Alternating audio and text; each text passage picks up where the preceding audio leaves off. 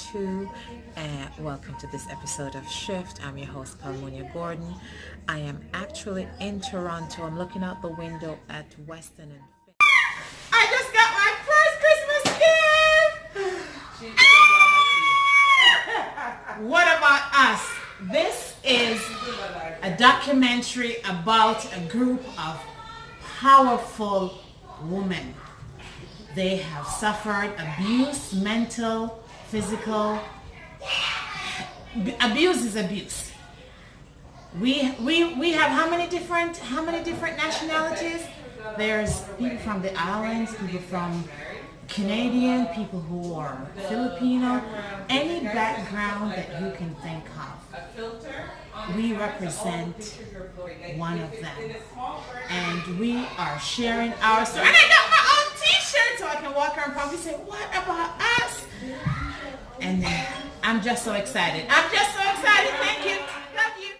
What do you got to say about this project and about getting together and where we are now? Merry Christmas. First of all, we're just getting together today just to relax and talk about, just about stuff, where we've been, where we are right now, and where we're going.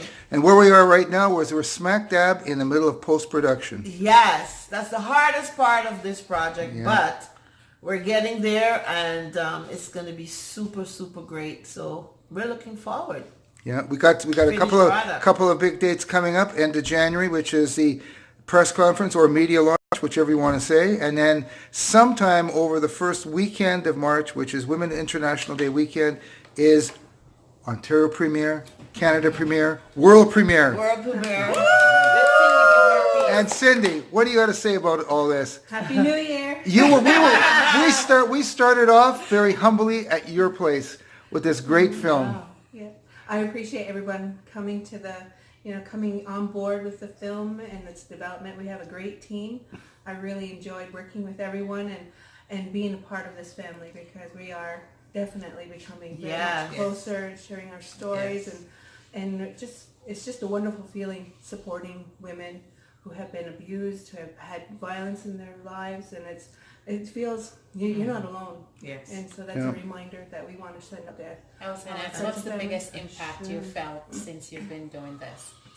Finding my courage, my voice, and my self-love. Yes. Yeah. Good, powerful. That's great. Anita, you've got a double celebration because you're actually going to be enacting your story.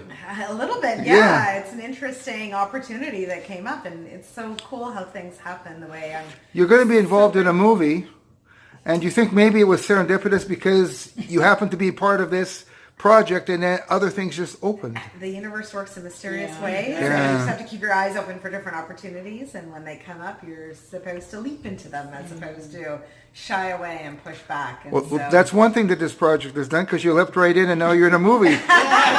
playing pretty much what you went through. But what about this experience itself? What do you think this experience has done for you or taught you, or how has it helped you? It's helped to know that I have a story to share that maybe can make a difference and impact someone's life. And if that can even impact and help one person, it was absolutely worth doing it. Amen to that. You still hit me? Tony, the one who is always on front of the camera, so she should be great in front of the camera right now. I'm usually good in front of the camera, and I'm not talking about me personally, notice? Yeah. But I am glad for the shift that is happening here, because that's what it is. It's a shift in our mindset, Yes. a shift in our culture, a shift in the belief that what happens to us stays behind closed door. It's time that we kick these darn doors off and say, this is what it is, and we're not accepting that anymore. What happens when we take charge? Together and When we find the strength in somebody else, first of all, find someone who believes in us, because that's what this movie is about. Yeah. Knowing that someone believes in you and creating, hopefully in future, a safe space that people can connect, that people can reach out and says, this is me too, and where do we go from here? So Melissa, we're just sharing our little cameo or impact of being part of What About Us. Yeah, as we come to Christmas and all that, a time of giving, this is a time where I think each one of you ladies have given something very, very precious, your story. And it was a story that many of you suppressed for a long time. So this is a different kind of gifting. And what does that feel like now that it's out?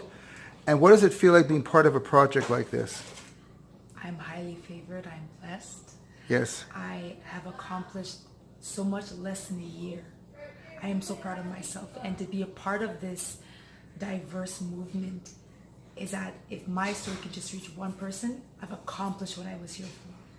And the fact that I have strength to carry on and to build my legacy and to even allow CAPE to manifest and to continue to let manifest, because that's my purpose, is with this movement, with Me Too, comes alongside with CAPE, and then the partnership and bringing unity to women and children and men. There's broken men out there that need to be fixed. That's why women are going through what we're going through. Absolutely.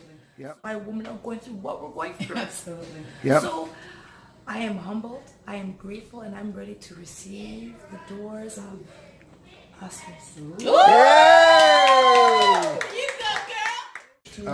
To be part of this group. And I'm going to give you a little story about what happened at the Black Film Festival when the festival director asked a woman who directed the film The Rape of Recy Taylor as to why she thought she was entitled to do a project like this, because this is a woman who Oprah Winfrey referred to as a pioneer of Me Too. And the woman who directed the movie was white. And so, what am I doing here? I'll give you the answer that she gave. She gave, I feel complicit. I was a white woman. I wasn't there. I wasn't with Recy Taylor. I wasn't with Rosa Parks. I wasn't with Tarana Burke. But I'm white. And I feel that I'm part of the problem, even though I'm not to blame. So, I'm not one of these men, but I feel complicit. I feel that I've hurt each one of you because of what my gender's done for me. And the other thing, that this project is so vital because we're dealing with women who are in what I call an equitable position, not an equal position. They have to find the courage to speak their story, tell their truth, find a safe place to do it, and then, and only then, can they heal. And now they become the women who can find equality. Working against men, side by side with men, competing with men. But a lot of these women can't even do that at the start because they've got to go through this first. And that's what I think society has got to realize. You just don't give women the tools to become equal in the business world. You have to give them other tools, first of all, to give them an opportunity to leave their position where they are and move into an equitable position so they can become equal. Absolutely. Well said. Well said. Woo woo! Oscar up! This year, we had just been sharing our stories and our thoughts and our ideas and been connecting together. The big part of what we were doing, we're getting to know each other.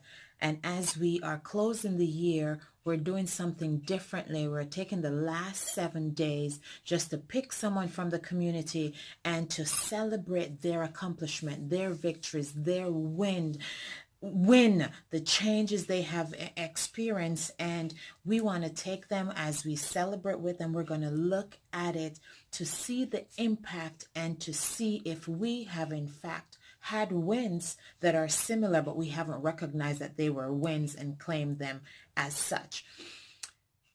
On a kick ASS in 2019, and we're going to start it by celebrating in 2018 because we have won big, we have won major, but I am guilty of it, of not celebrating my wins, and I just wanted to take the time to do so.